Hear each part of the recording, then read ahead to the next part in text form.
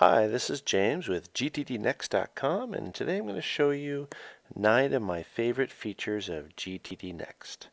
Alright, first up is the ability to quickly collapse and expand folders. You'll find these two buttons up here in the top right side of the center. If you click the Expand All button here, you notice that all your projects are expanded all the way. A quick press of the closed folder and you can quickly close all of your projects. That's a quick way to open and close projects for seeing what all is on your list. My next favorite feature, number 2, is the ability to zoom into items. Let's say that I'm working on planning this party for Kim. If I just press and hold the control key and then click on the item anywhere, you notice that I've now zoomed into this project.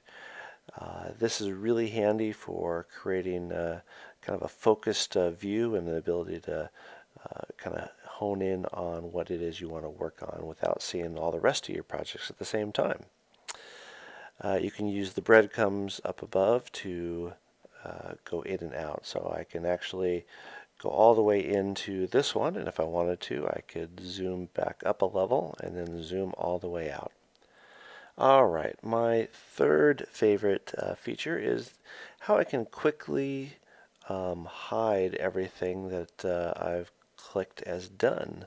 And I can quickly show those things as well. So just pressing this button here, you can quickly show and hide completed items.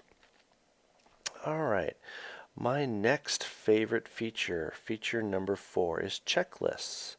Let's say I've got this project here. I'm going to click into it, and I'm going to go get some paint supplies. Well, I don't want each one of these items on my paint supply list to be a next action that would show up on my next action list.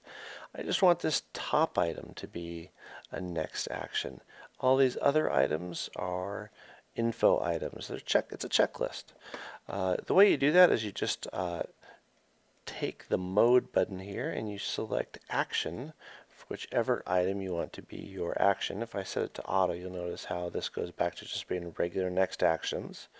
If I click on action, it turns this into a checklist and turns this top level item into an action, hence the name action.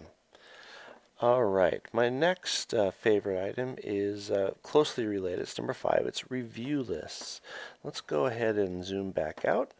This item, you notice, is blue and it has the blue eye at the top level. And if we look over here, we can see that the mode is info.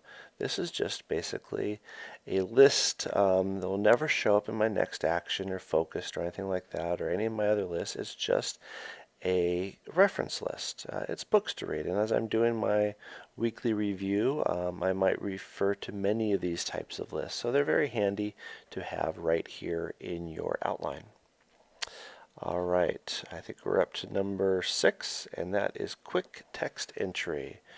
By clicking in this box here, or pressing escape to get rid of it, or pressing tab plus N, it shows the quick inbox action box. So I can just type in call Bob, or let's see, find new lawn guy.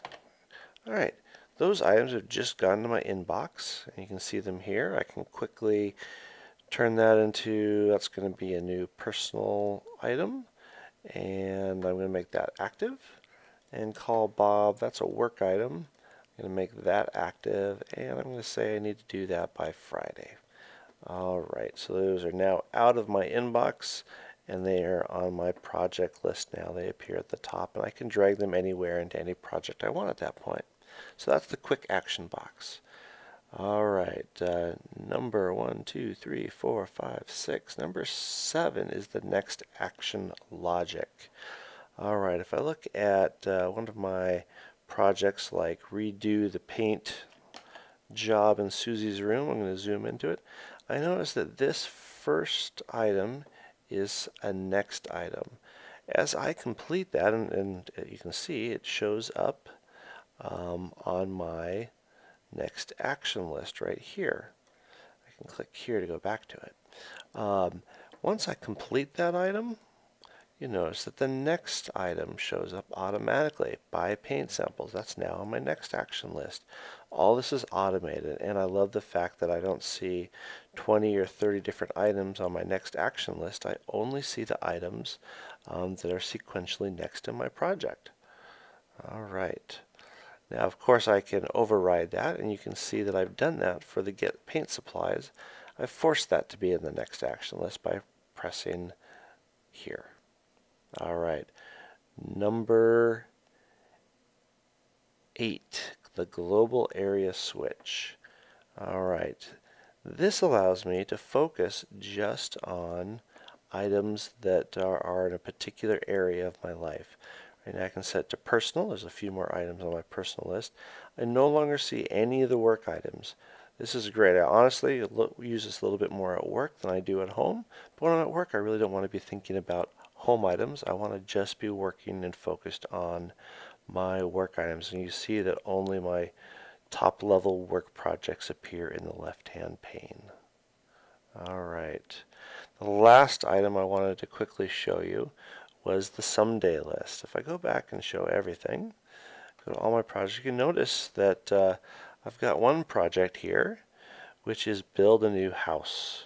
You notice that this is marked as a someday project. I'm not actively working on this right now, but I still want it in my list here, and I can use it to plan out this project in its entirety and never have to worry about any of the items showing up on my next action list because I'm not quite ready to do this project yet.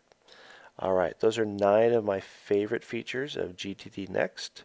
I hope you enjoyed watching this, and I hope you get a chance to come check us out and explore and figure out what your favorite features are of GTD Next. Let me know when you do.